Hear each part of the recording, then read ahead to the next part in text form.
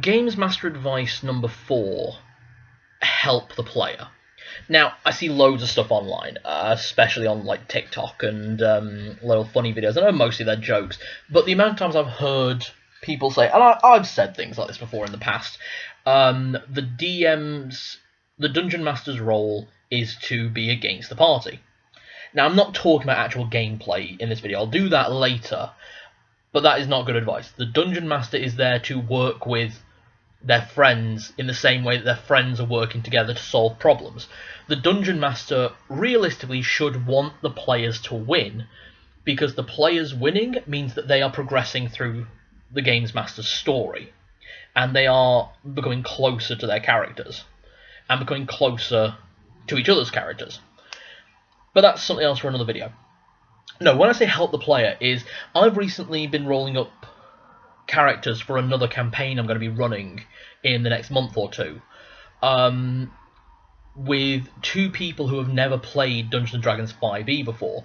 Now, one of the people in the group is my older brother, who he's never played a game that I've run before. I've played games that he's run before, but this will be the first time he's going to be playing a game that I'm running. So, I'm looking forward to that. But he hasn't played Dungeons & Dragons since 2nd edition, and he only played like a couple of campaigns. So really not much involved. His main games are always Shadowrun and Slay Industries, which very different mechanics, very different world. And Warhammer. So the RuneQuest system, which fantastic system, but still very different mechanic. The other person who's playing is my sister-in-law, my wife's younger sister, who has only ever played long-term Made the RPG, and that is it. She did a one-off session of D&D at a convention with us that did not go well. But this is the first time she's actually built a character from scratch. And I forgot, because I've been playing games for so long, I forgot how hard it is for a new player to build their first character, and how much the DM really needs to talk them through, and how many things really need to be kind of spelled out. Like, a lot of things that we as experienced players probably take for granted, like, oh, that goes there, that goes there, that goes there.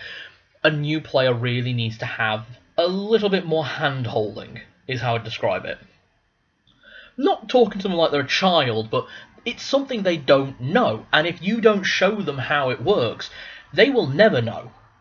So as a DM, it is your responsibility to make sure your players fill out their character sheets correctly. They have all the information they need, they have all the information that they want, and you answer any questions long in advance.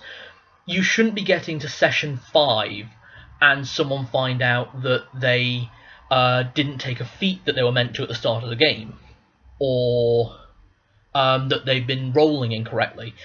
And I've seen it so many times where GMs will blame the player, but it's the DM's fault. You should have gone through every character sheet individually, not just in the 0-session group session, but individually, to make sure that they have everything they need and everything that they want. Because if they have something that they wanted but didn't get, they are not going to connect to their character as easily. And that is on the DM. And I'm saying that as someone who has done that multiple times. Learn from my mistakes, people. That's why I make these videos. I have made a lot of mistakes. As a DM and as a person, learn from me. See you next video.